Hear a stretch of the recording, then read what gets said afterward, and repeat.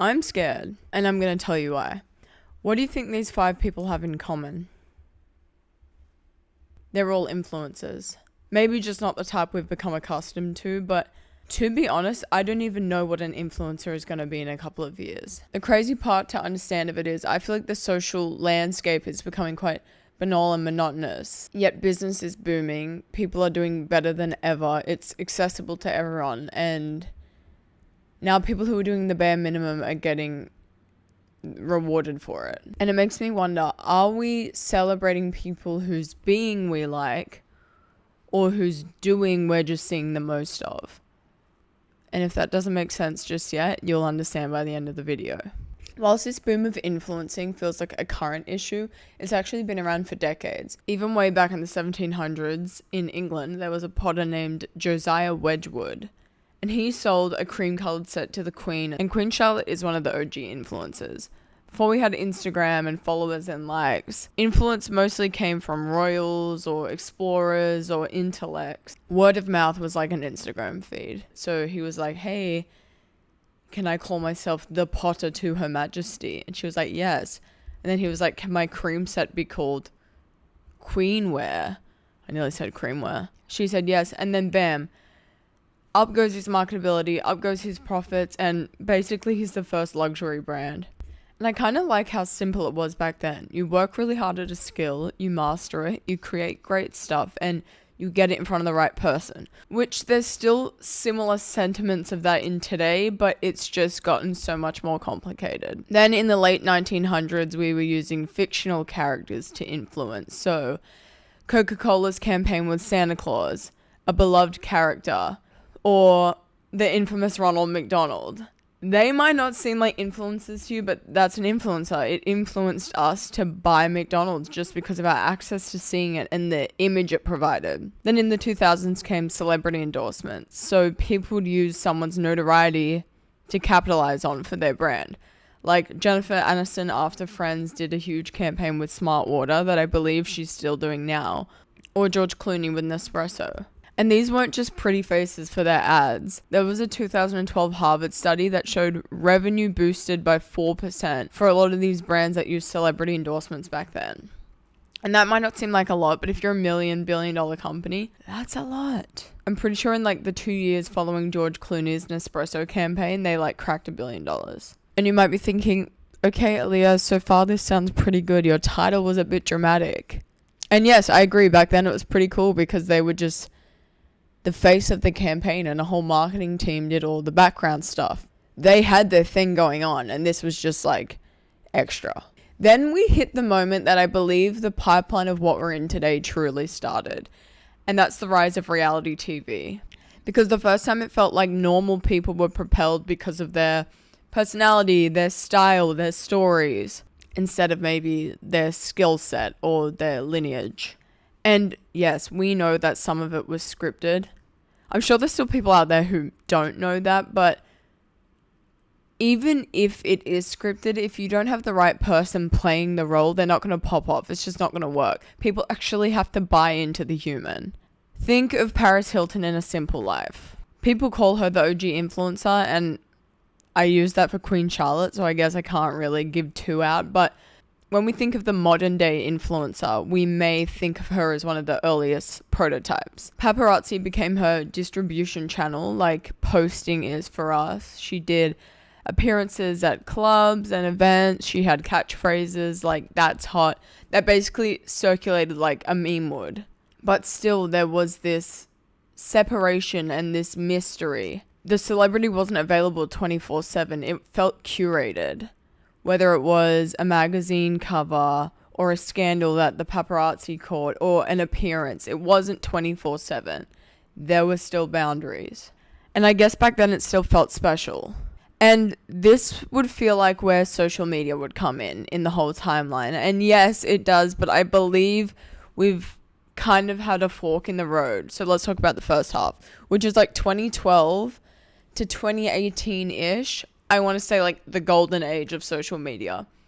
Bloggers, vloggers, YouTubers, like that was all the rage back then. We had like Zoella in her bedroom doing makeup, or David Dobrik just like shooting chaotic videos with his friends, or if you're Australian, maybe like Sarah's Day, Cardia Milan, the Raka Raka Boys. It felt authentic, and it was, because although we had similar tools to what we have now, one, we were still adjusting to that and there was no norms for people to really follow, and two, I don't think we had the tech advancements that happen as quickly as they do today to like capitalize on the human experience, if that makes sense. And to go back to the reality TV thing, if these people's lives were a TV show, we were tuning in weekly. And it was a bit more intoxicating than reality TV because it felt like even less boundaries. We knew there wasn't a set, there wasn't mics, lighting, makeup, etc. It actually was a slice of people's lives. And obviously, like, I don't think parasocial relationships are overly healthy, but people felt connected to people through the screen. And there was more chance for these creators or influencers to actually respond and create that community. I think this felt like the golden age because there was authenticity. And side note, this doesn't really have anything to do with it, but in 2014, the top videos on YouTube were like very popular music, like Gangnam Style was number 1 and other big songs of the year. Compared to last year, the top song was Baby Shark, and in the top 10, I think like 4 of them were Cocomelon, which, I mean, I'd have to do a separate video on like how crazy it is, the effect that this now all has on children, but like that's just food for thought. And now we end up here, which I call digital purgatory. All the cool stuff we started figuring out in the golden age, we've now obliterated. Boundaries gone. Posting 1 YouTube a month gone. Simple edits gone. It's no longer about who you are, it's what you do and how fast you do it and how quickly you can catch someone's attention. And I actually feel sick just saying this, because what used to be the job of a marketing or production team has now fallen on the shoulders of every creator trying to succeed on this app. And I think that's too much for one human to like have on their plate, outside of all the other pressures that come with trying to crack a social media career. And unfortunately, the algorithm doesn't care if it's art or noise. The only thing it cares about is that you're consistently showing up and using / posting on the app. And honestly, I think this is what scares me and what makes me kind of like sad or like existential is the people that started doing this because they love it or they have a passion for it. Are they just now going to be swept up in the tidal wave of people who are doing it just because they want to be famous or get attention? Like, and I'm not here to say either one is right or wrong, because choose your own journey. But the problem is both creation versus influence are existing on the same digital plane. There's no distinction. It's like everyone's just in it, like a big salad bowl, and it's really hard to pick out like a piece of cucumber randomly. That analogy was crazy, but you get what I'm saying. And unfortunately for people who want to succeed, at one point or another, you're going to feel like you have to play the game. It's really easy for people to just say, no, don't worry about it, post what you want. But in this digital age, social media has completely blurred the lines of personal and marketing. And if you're someone, especially with a less traditional job, you kind of have to keep up or get left behind.